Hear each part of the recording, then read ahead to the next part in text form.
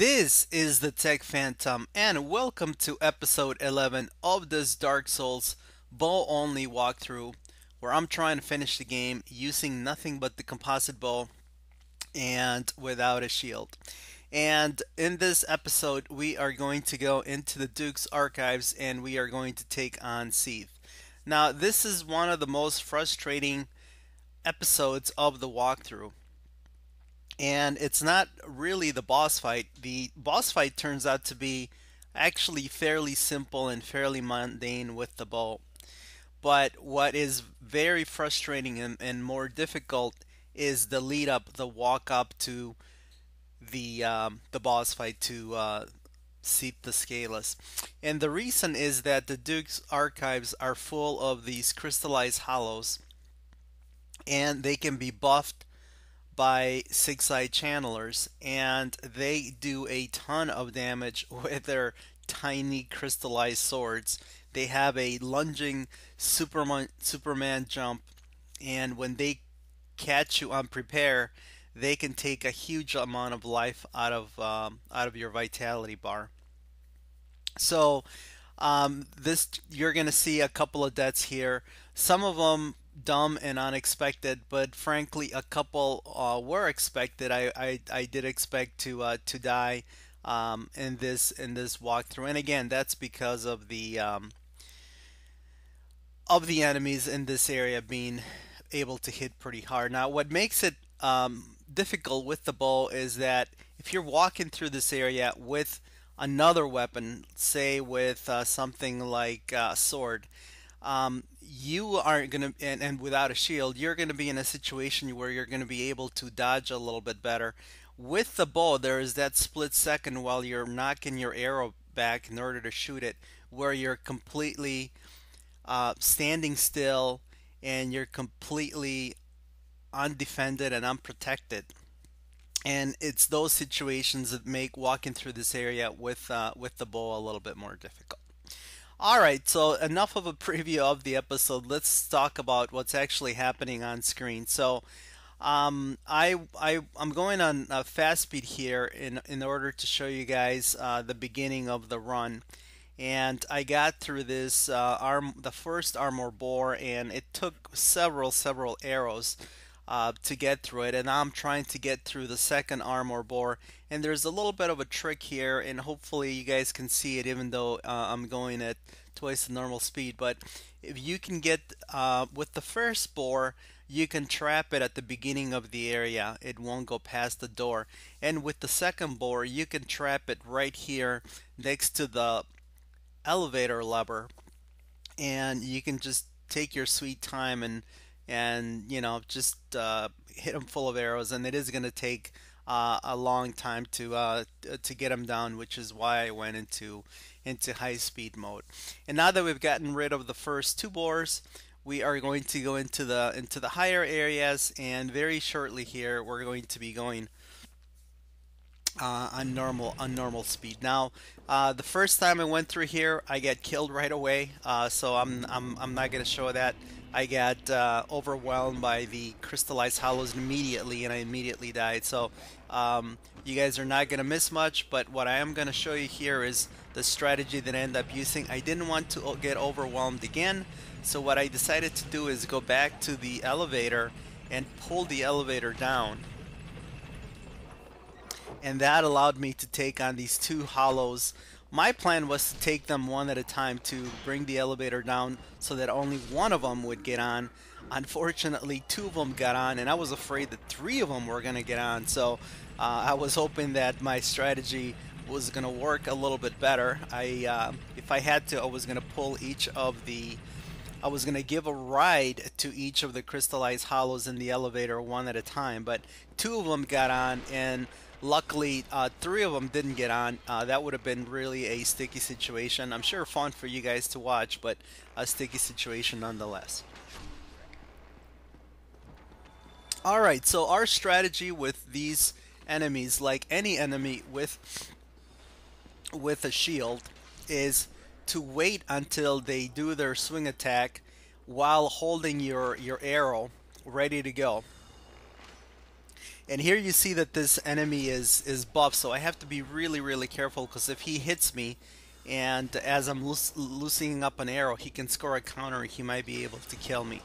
But let's do a little bit of cheese. What I'm trying to do up here is to walk up walk up the stairs so that I'm able to hit the 6-eye channeler, but he's not able to hit me. So if you very slowly walk up the stairs, you will be able to do that. And I took out the 6-eye channeler, so that's useful. And the enemies in this area have a pretty long aggro range, so you can just let them come to you. There's no need to start running in there with guns blazing, especially because I don't have a shield. And you notice that all of these enemies, or a lot of these enemies, were buffed. They had that that cloud, or that glow around them, so you have to be careful because they do quite a bit of damage, the ones that are buffed. So now it's time to take out the this golem, and he's gonna drop a blue titanite chunk, and we're gonna continue clearing this area here.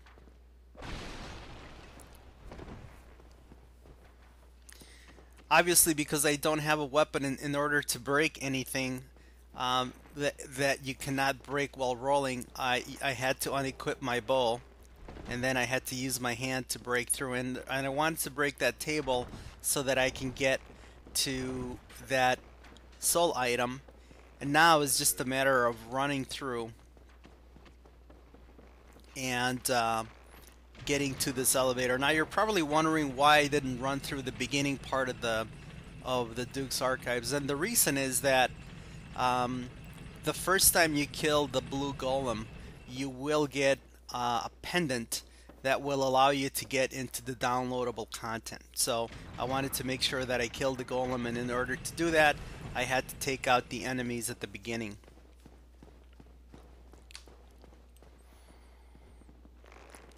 Now the other trick that I'd like to do, but before I tell you that, let's take out this crystallized general first.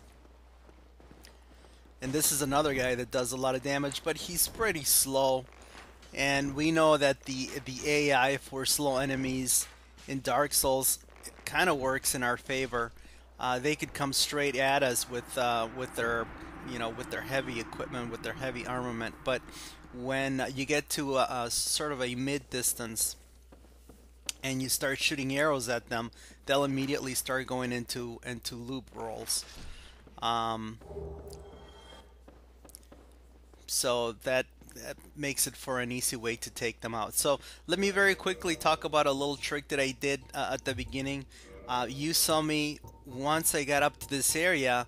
I went back and I pulled the lever and I sent the elevator down. Now the reason I sent the elevator down is not because I was going to do the shortcut that you can that will allow you to completely skip the first interaction with Seath, but the reason I did it is so that the elevator will be ready for me to just walk up to when I come back to this area. And we are going to come back to this area at the beginning of the video to pick up a couple of an item, my soul item, that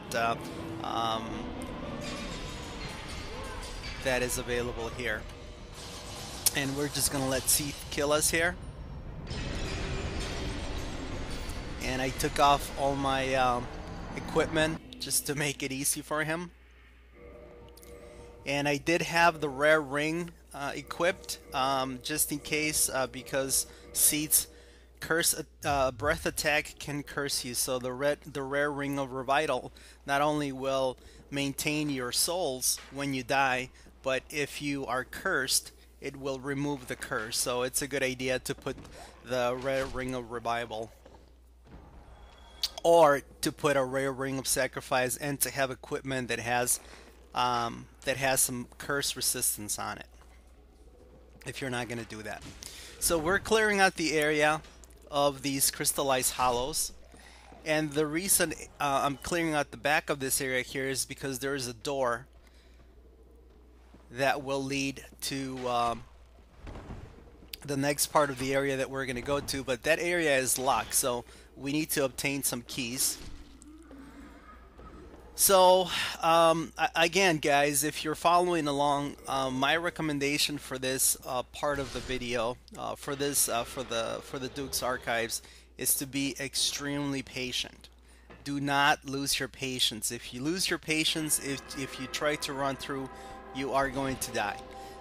Believe me, I know from experience in this part. You have to be very patient. You just have to be. You just have to go into this level knowing that you are going to have to use a lot of arrows, and each enemy is going to take 3, 4, 5 shots. Some of the man-serpents are going to take even longer. They're going to take 6, 7 shots. So you need to use your guerrilla tactics, guerrilla warfare of attacking, rolling, getting a distance between you and your enemy over and over and over again. So it's very important here in the Duke's Archives because there is a noticeable increase in the difficulty and the level of the enemies. The enemies do more damage, and the enemies have a bigger life bar. So we're getting rid of the blue Psakas here, and I am looking for the key that is going to open the back door to my cell, and the key happens to be here in this location, but this location's got a couple of hollows in it. So you see my strategy here, guys. I'm taking 1 or maybe 2 shots at the enemy, then I'm rolling away, and here's the key that is going to open the door in the back of the cell where the bonfire is. So I'm gonna head back over there. Now the reason I like to go this way, it's sort of an alternate route to getting through this level, is because we are going to pass an itemized soul item, and because I'm OCD about picking up all the itemized soul items, I don't want to miss any. So I went and I picked up the key that will allow me to open up this door here, and I did all of that for this itemized soul item. So if you guys don't really care about that itemized soul item, you don't have to do what I just did, but I kind of like to do it. Alright, so now we're going into a very, very dangerous situation here. We're gonna drop down, and there's going to be a chest with a key, and there's also going to be a lever that can turn off that infernal music. But unfortunately, there are going to be 2 man-serpents and a serpent sorcerer protecting these. Now, I'm using large arrows, but even with the large arrows and with a plus 15 composite bow, you could see that these enemies are taking a lot of damage. So the strategy that I like to use is to take out the sorcerer first so that he doesn't hit me and stun me, and then I gotta chip away at the life bars of these man-serpents. And you gotta be careful, guys, because they do a lot of damage. So you need to be careful. You need to maintain the right distance between you and them. And I consider this sort of like a mini Small and Ornstein fight, so you want to keep them both in your sights if you can. And look how many shots this guy's taken. 2, 3, 4, and he's still not done. 5, so 5 or 6 arrow shots. So you just have to be, you can try to run for the chest, but I like to take those guys on. I think it's good exercise. So we opened up the chest and we obtained a key that is going to let us open up the door to this level and let us walk out, or actually let us run out. So let's do that. But first of all, we're going to do a little bit of character management.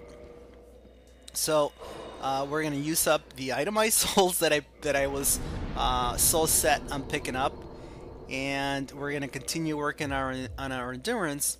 And because the Seath boss fight requires a little bit of curse protection. I'm going to put on the Crimson Robe set that has a little bit of curse protection, and I'm also going to put on Hobble's leggings, and that should give me enough curse protection so that if I am hit by Seath with his breath curse attack, that I am not cursed. That I may die, but I'm not going to necessarily be cursed. All right, so now that we've done that, let's just run the heck out of here. So I sat in the bonfire because as I was running around, I aggroed one of the serpents, so I wanted to reset the serpents so that the way to this ladder was clear. And if you come out of the cell and immediately run to your left and run to the ladder, you won't aggro the serpents. You won't have to worry about them. And now there's a bunch of hollows. There's one behind me that you didn't see, and there's one here, and there's also one to the left. So you just need to run away as quickly as you can. And here's a 6-eye channeler, and the hollows with their bows have I guess they are longbows because they can actually drop the longbow. They have extremely long range, and when they're buffed, they can hit you in the back or they can hit you in the head. It's very annoying. So we've moved the staircase. We've rotated the staircase once, and that gave us access to the 3rd floor. And I'm just going to get that hollow out of the way with my hand. So now that we're on the 3rd floor, we need to trip another staircase. And again, you're probably going to get hit a couple of times. Try to do a lot of rolling in between. Try to maintain your health bar full. And now that we've rotated the 2nd staircase, we can go down this ladder.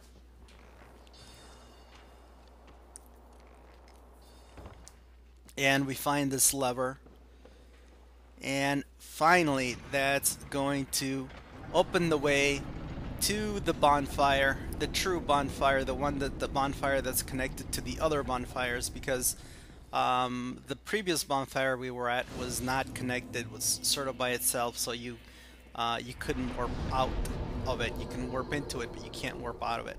So now we found a regular bonfire, and now we're ready to take on Seath.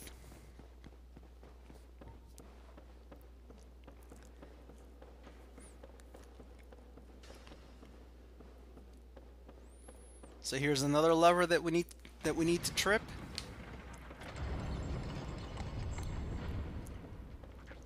And we're gonna go through this fog gate. And now we need to do, again, we got to put our Nikes on, and we need to do a lot of running. There is going to be a host of the these golems that we have to avoid, and the ones here are not too difficult, but once you get on the crystallized paths, these narrow sort of crystal bridges, you have to be careful, especially this guy, because if he hits you, he can push you off the crystallized bridge and you could fall to your death. There's a humanity here that we're going to pick up, so let's do that. There's the humanity.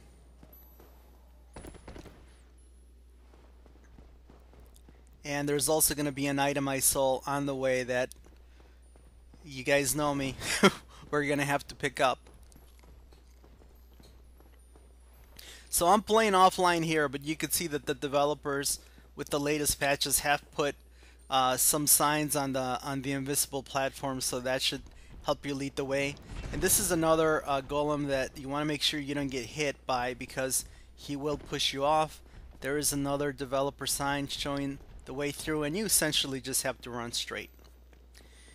Alright, so now we're going to be going through a gauntlet of man-eating clams. And there's a couple of ways that you can do the Seath boss fight. You can kill all of the clams before going in to the boss room, you can run through the clams, go into the boss room, then quit and restart the game. That will put you outside of the boss room, and you can go in again, and the clams won't follow you. But here's what I'm gonna do. I'm just gonna go straight in and not worry about the clams. And that's because I should be able to take them out, even if one or two sneak into the room with me, which sometimes they do, sometimes they don't. I should be able to take them out with my trusty composite bow. And like I said, guys, this happens to be not a very challenging boss fight. You're going to see that I make a little bit of mistake here. You don't even need power within. I'm going to use power within.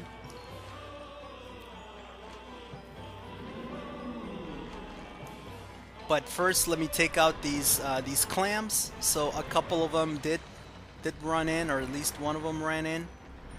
So the strategy for the boss fight is to stay pretty far away from Seath and try to stay to his back so that you're not in front of his breath attack, which has quite a bit of range. Now, you're going to see that I'm not going to be following my advice very well. And the reason is that I've done this boss fight with other test characters, and it's never taken me any problems whatsoever. So I got a little bit cocky here, and I'm going to stay in front of him a little bit too much. But here's where you want to be. You just want to be in the back of him. You want to poach him full of arrows. And then you just walk back, just run around to the other end of the cave and do the same thing from the other side. Now, I'm not doing that. Like I said, I'm being greedy. I'm staying in front of him too much. What I should be doing right now is I should be breaking my lockout, and I should be running around him so that I can poach him from the back. But I'm not doing that. You also saw that I pop power within, and it looks like it's going to take about 20 arrows or so. So now I'm running to the back. You want to stay fairly far away from him, because if you run to his back, he will start swinging his tail, and his tails have can do a lot of damage, and they can reach quite a bit. So you see that he's with the bow, he's actually very, very easy. Okay, so I see him do his breath attack, so I'm going to run to the back, and I waited a little bit too long. You saw that I was in the line of fire of his breath attack, and I was really lucky that I didn't die. And you saw that my curse life bar is actually fairly long because of the curse resistance of the Crimson set and Hobble's leggings, so definitely glad that I decided to use that. And we're just going to continue with this strategy. And like I told you guys, this is not a particularly difficult boss fight with a bow. You just want to make sure that you stay away from his the range of his breath attack and the range of his tail stomps. And here's where I get greedy. I'm thinking, okay, I got him, and I think I was far enough, but and I forgot that I had power within. So the combination of power within and the extreme long range of his breath attack killed me at the same time that I killed him. So I'm gonna have to run all the way back and get my souls. So sorry about that, guys. I got greedy. I paid for it. But I think hopefully I gave you an indication that with the bow, this fight is actually not that difficult. It's actually pretty easy. And as a matter of fact, if you wanted to use a longbow, and if you wanted to use something like a fire longbow that has a little bit better range than the composite bow, or if you wanted to equip the hawk ring, you know, that will increase the range a little bit. But you really don't need to do that. The main thing is just stay to his back, away from the range of his breath attack. When you before he goes into his breath attack animation, run around him and stay clear of his tails. And it might take a few dozen arrows, but he's really not that difficult with the bow. And you saw that I went in there, even with the clam following me into the boss room. I was able to take the clam out with 3 or 4 shots, so it wasn't that big of a deal that the clams followed me. Alright, so we've picked up the souls, and now we're going to continue working on our build, and we wanted, again, we're working on our build. We're gonna take we're gonna get our endurance up as high as we can. We also need to get intelligence up to 10, and that's so that we can purchase a ring, which we will do that in the next episode. And that ring is going to is going to help us a little bit with the Four Kings fight, which is going to be coming up. And now the last thing to do is to go back and to get that soul item that I talked about at the beginning of the episode. And it's the reason why I pulled the elevator down. But before I do that, let me heal so I don't get killed. You can see that these guys just do a ton of damage, and they're located on strategic sniping spots, so you're gonna take damage. So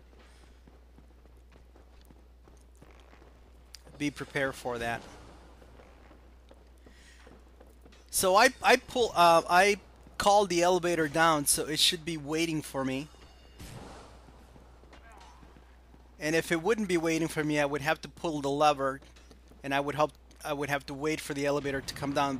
But because I called it down, it's here waiting for me. So that makes getting this itemized soul item a little bit easier.